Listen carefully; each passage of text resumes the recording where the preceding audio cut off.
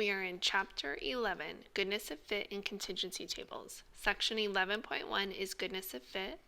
In this section, we present a procedure that can be used to test hypotheses regarding a probability distribution.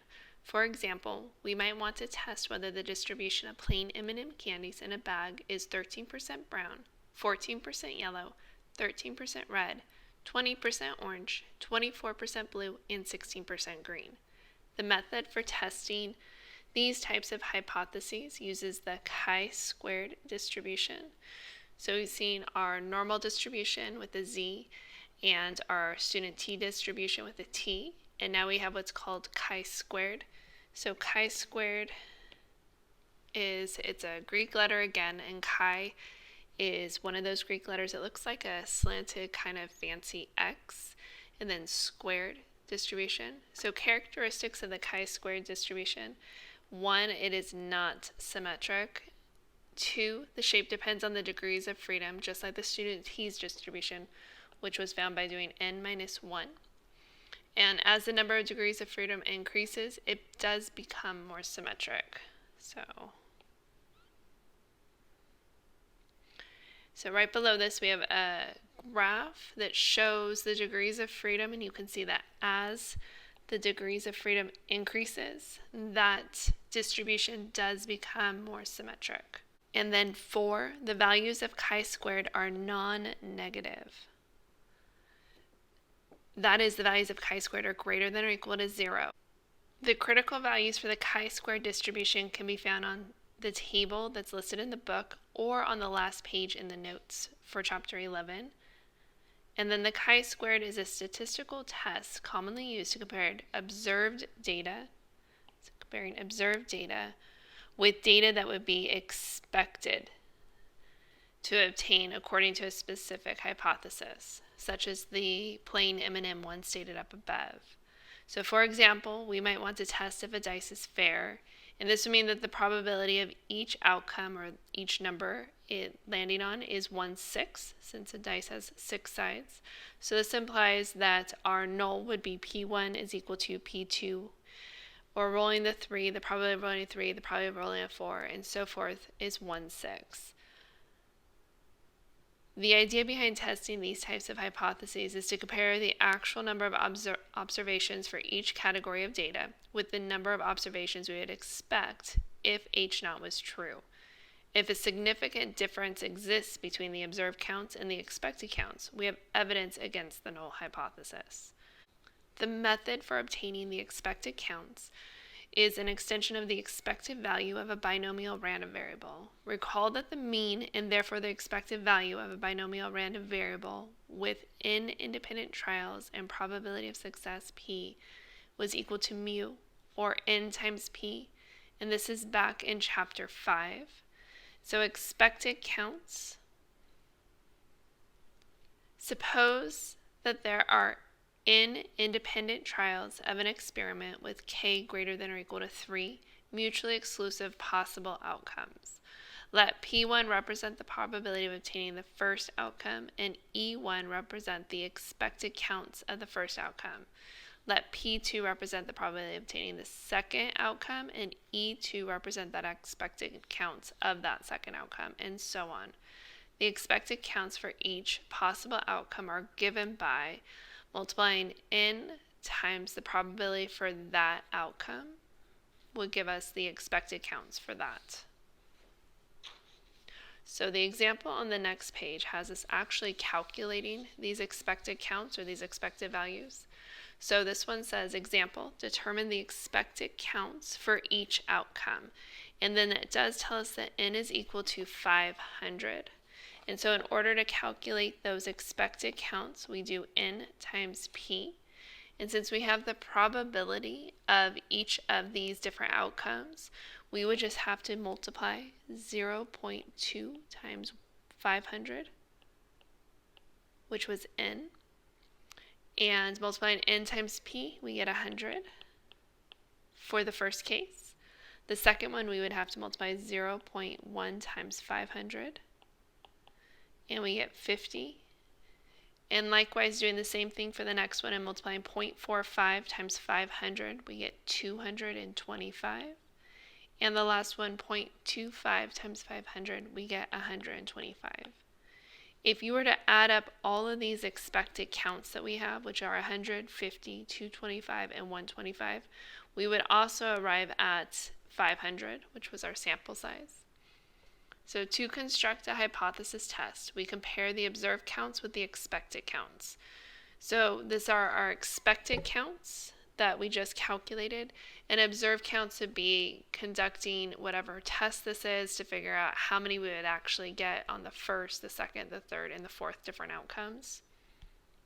So the test statistic for the goodness of fit test says let O sub I represent the observed counts for category I, and E sub I represents the expected counts of category I, and K represents the number of categories, and N is going to be the number of independent trials of an experiment.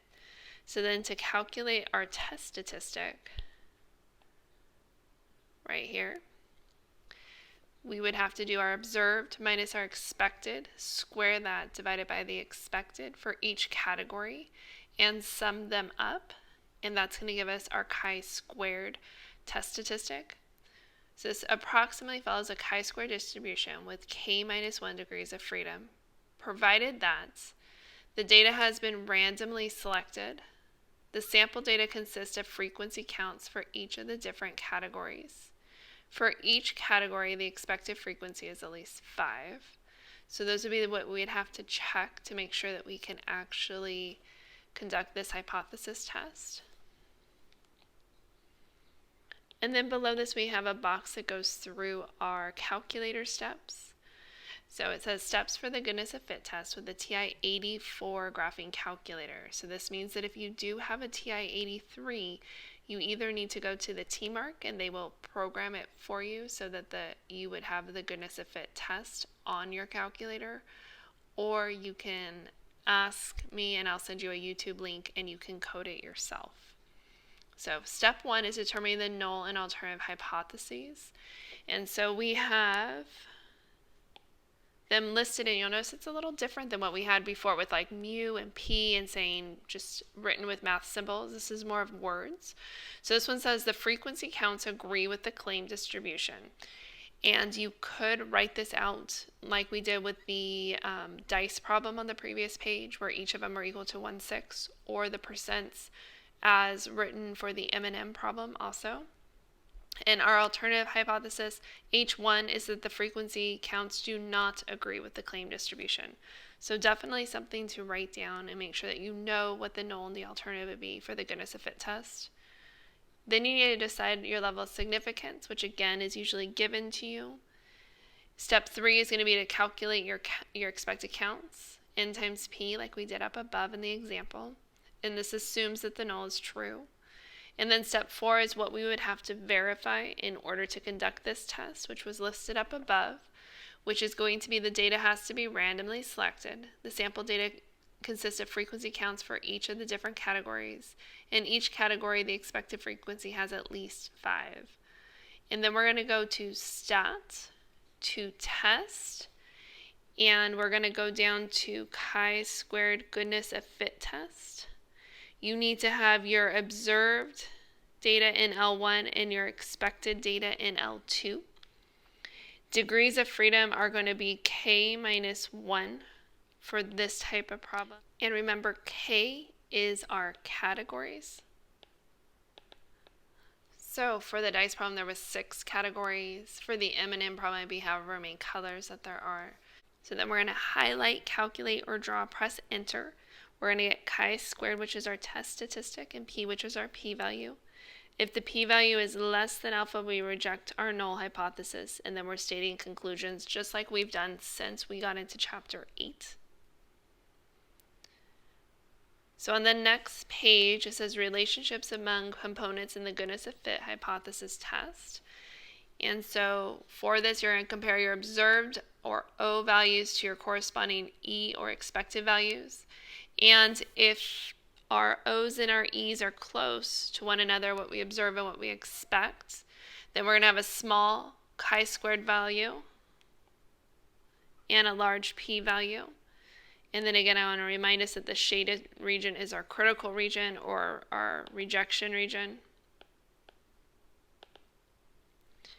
And so if we have this issue, this would be where our p-value is large, so it would be larger than alpha. So we will fail to reject H0. And likewise, if O's and E's are far apart, we're going to have a large chi-squared value and a small p-value. So again, we would have our p-value would be small. We would say it's less than alpha. And when the p-value is small, less than alpha, we are going to reject our null. And it's not a good fit with the assumed distribution. So our conclusions down here.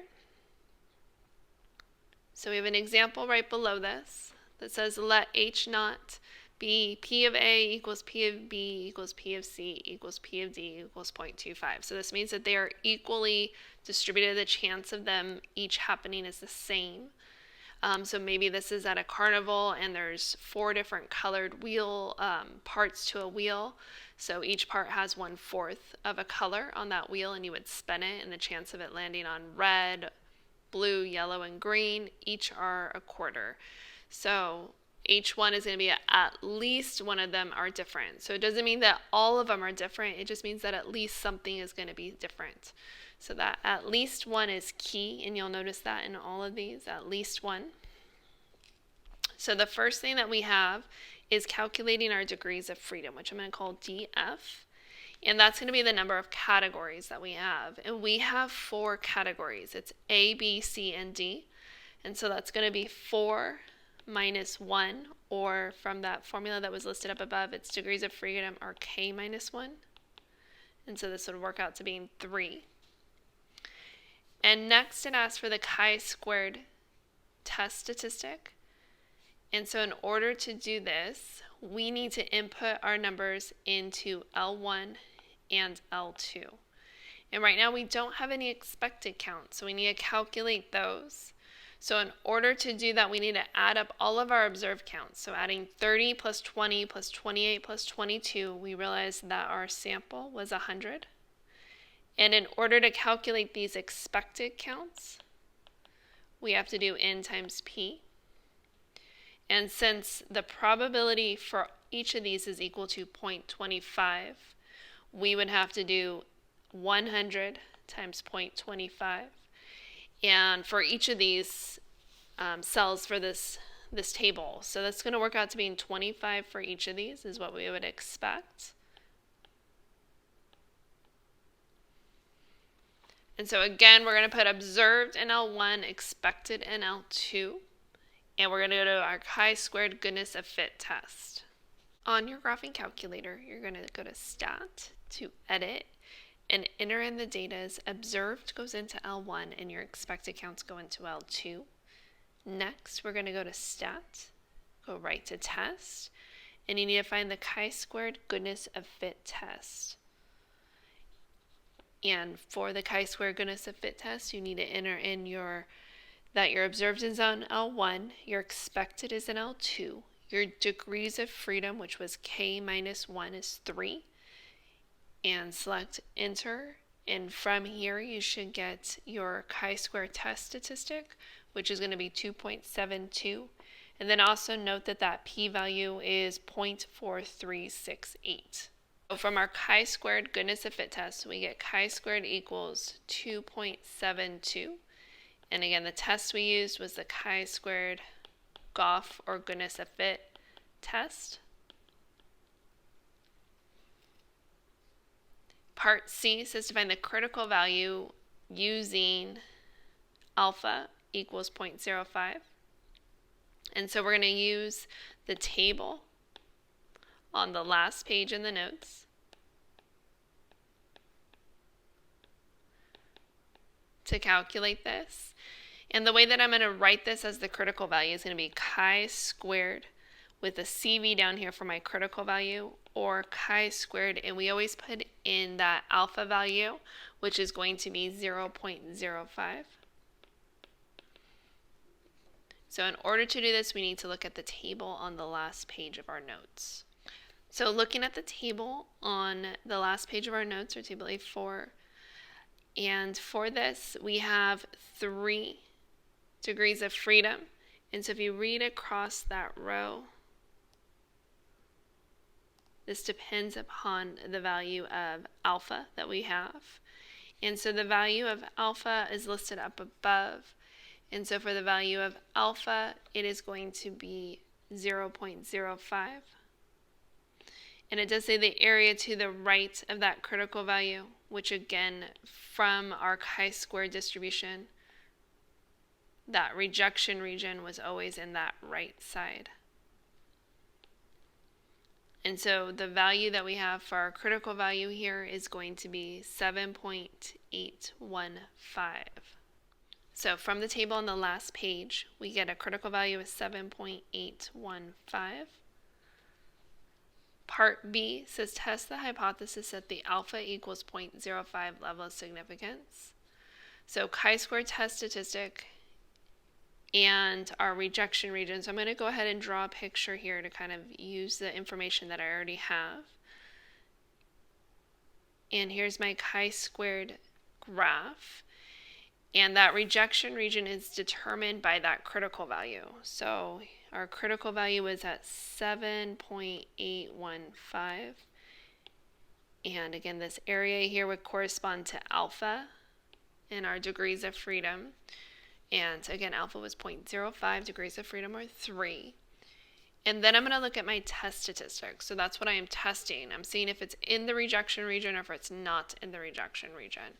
And so the chi-square test statistic that we have is 2.72, which is definitely not in that 2.72, which this is our test statistic.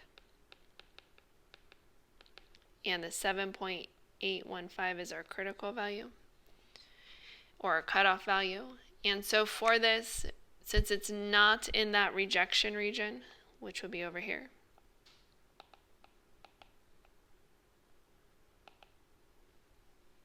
so since chi-squared test statistic is not in the critical region or that rejection region,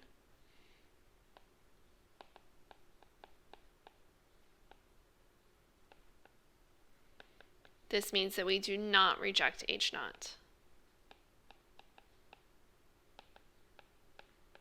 Or we failed to reject H0. Alternatively, you can also do this by using the p-value. So if you notice the p-value when we went through on our calculator, that p-value, so we'll say or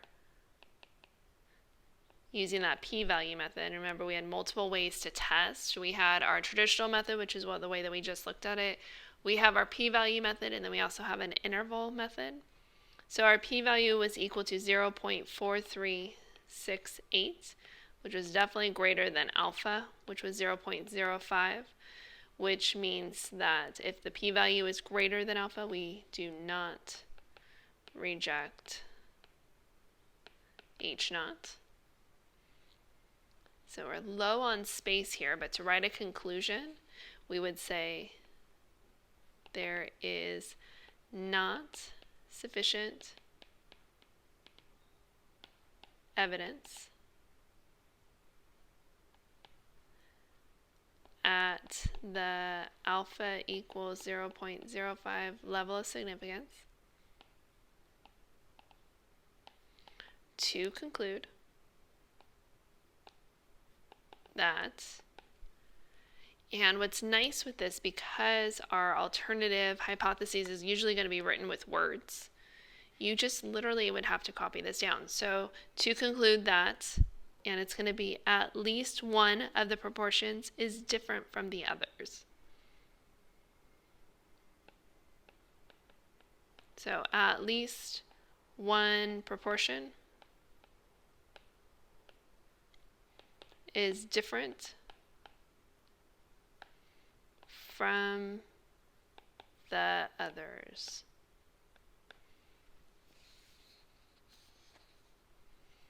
So we have another example on the next page that says, according to the manufacturers of M&Ms, 12% of peanut M&Ms in the bag should be brown, 15% yellow, 12% red, 23% blue, 23% orange, and 15% green. And they have different color distributions based upon what type of M&M they are. Plain, peanut, pretzel, any other kind that they have are all different depending on the type. So it says a student randomly selects a bag of peanut M&Ms. He counts the number of M&Ms that were in each color and obtained the results shown in the table. Test whether, so this one's asking for us to test whether peanut M&Ms follow the distribution stated by the M&M Mars company at the alpha equals 0.05 level of significance. So since it's asking about following a distribution, that means that we know we're going to be using that chi-squared goodness of fit test.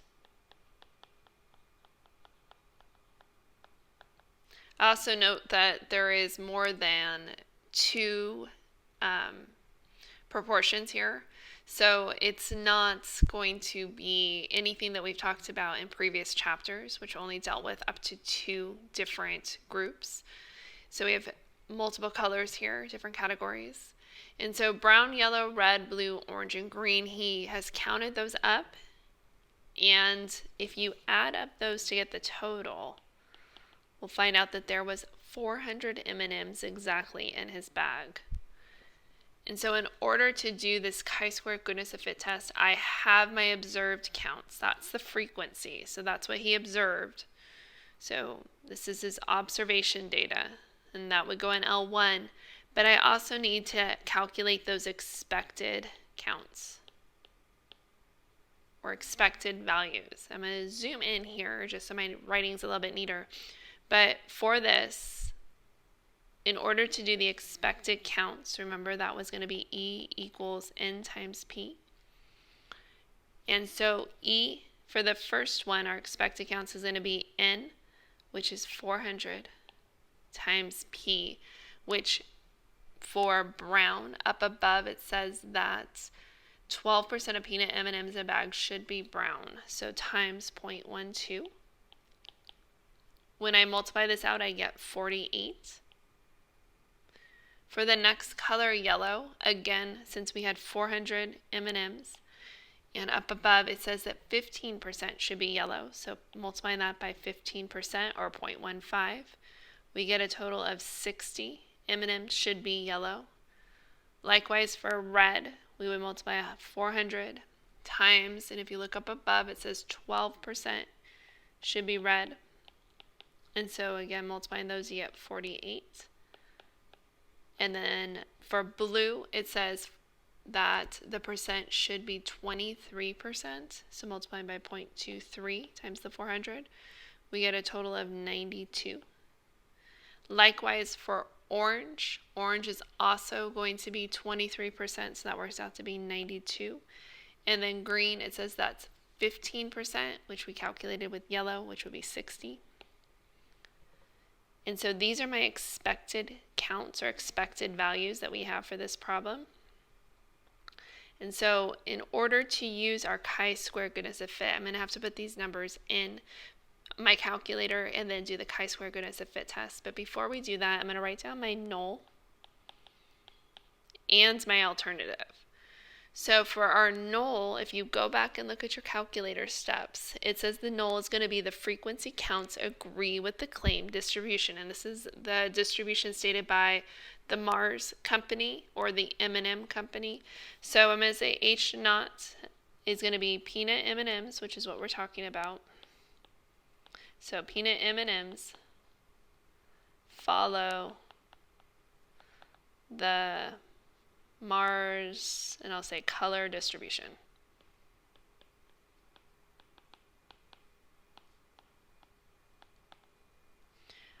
H1. And our alternative doesn't mean that it's not going to follow it. It's just going to be at least one of the colors doesn't follow it. So at least one of them is going to be off. So we'll say at least one And it's going to be color proportion does not follow the peanut M&M distribution, color distribution. So at least one proportion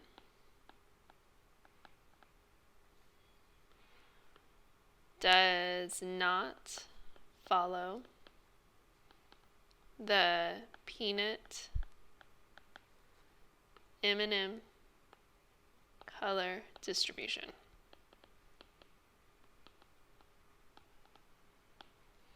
So in order to see if we're going to reject our null or do not reject our null, we need to enter in all of our observed data into L1 and then all of our expected data into L2.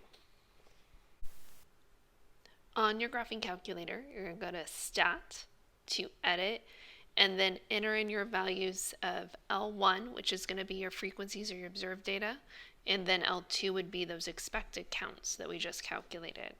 Next, we're going to go to Stat to Test, go down to the chi-squared goodness of fit test or the chi-squared Goff test, and from here we need to enter in our observed values are in L1, expected values in L2, and this time our degrees of freedom is going to be 6 minus 1 since we had 6 colors. So make sure to enter 5 for your degrees of freedom. And from here you're going to get a p-value, and rounding that 4 decimal places, it's going to be 0.6130. From the graphing calculator, we get a p-value equal to 0.6130. And we're going to compare this to our alpha, and alpha was given to us as 0.05, so this is definitely greater than alpha, which is 0.05. And so since our p-value is greater than alpha, this means that we do not reject H naught.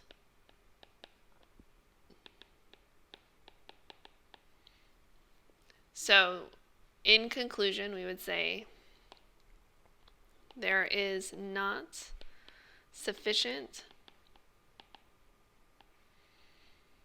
evidence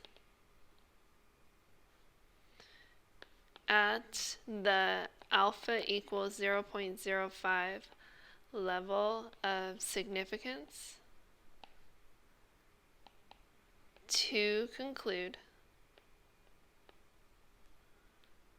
that, and again taking what we wrote for H1, I'm going to say to conclude that at least one proportion does not follow the peanut M&M color distribution.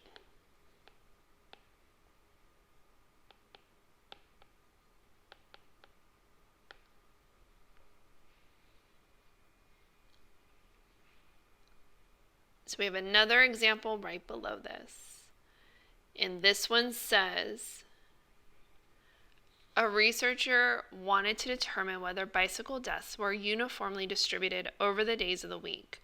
She randomly selects 200 deaths that involve a bicycle, records the day of the week on which the death occurred, and obtained the following results. So for this problem, we have a uniform distribution, so a little different than the last one. And so remember, uniform distribution meant that everything is the same. It's not bell-shaped, and so it was more like a straight line, a rectangle. Those probabilities would be equal, kind of like the probability of a dice. So they'd be the same. And so she collected her data. This is going to be her observed data, are these frequencies. And so the problem says, is there reason to believe that bicycle fatalities occur with equal frequency with respect to day of the week at an alpha equals 0.05 level of significance? So this is asking about occurring with equal frequencies. And I also want to note that we have more than 2 groups of data or populations that we're studying here. For this, it's categories, which would be the days of the week. And so our L1 is going to be what we observe but my L2 is a little different than the previous example with the M&Ms. Now, since our expected counts are going to be the same for each day, we can add up and get a total over here. So if you add up the total number, and it was stated up here above, we have 200 total deaths. So in order to put in L2 our expected counts, and so since they're uniform, they're going to be the same. So expected counts are the same for each day. And so that means to find out how many would occur for each day, we would take our total, which is 200, and divide it by the 7 days that we have. So this would be equal to 200 divided by 7. And so again, we're going to be using that chi-squared goodness of fit test. And so the next thing that we need to do before we put our information into the calculator is write down our H0 and our H1. So our H0, our null, is going to be that they are the same per day. So bicycle deaths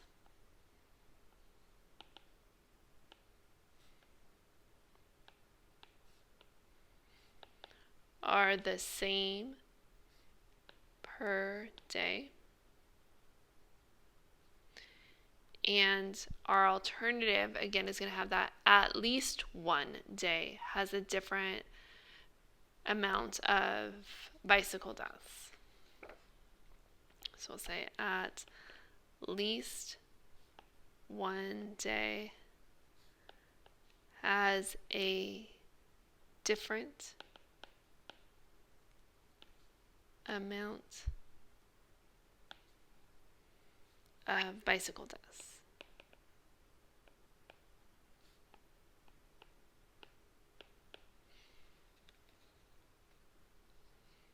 So in order to calculate this, we will have to put in our observed data into L1.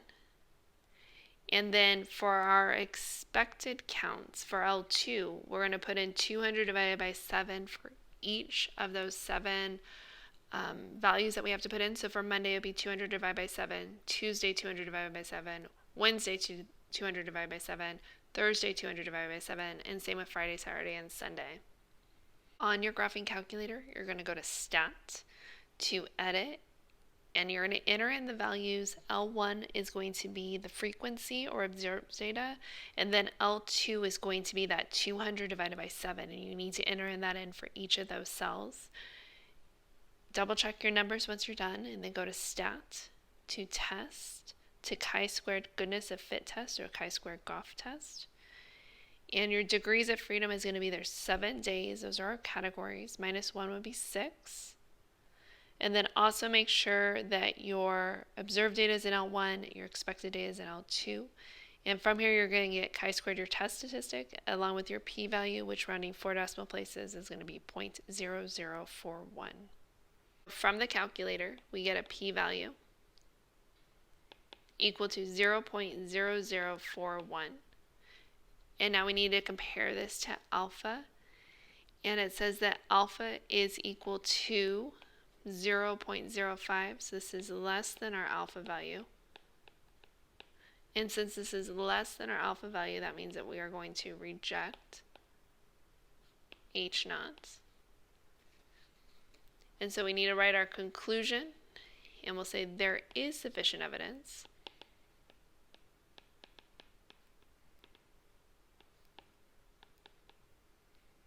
So we do have enough evidence to conclude there is sufficient evidence.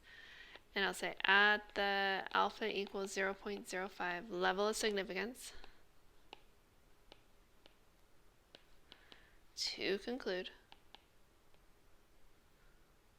that, and again, you can take what we wrote down for our alternative hypotheses up above. And so to conclude that at least one day has a different amount of bicycle deaths.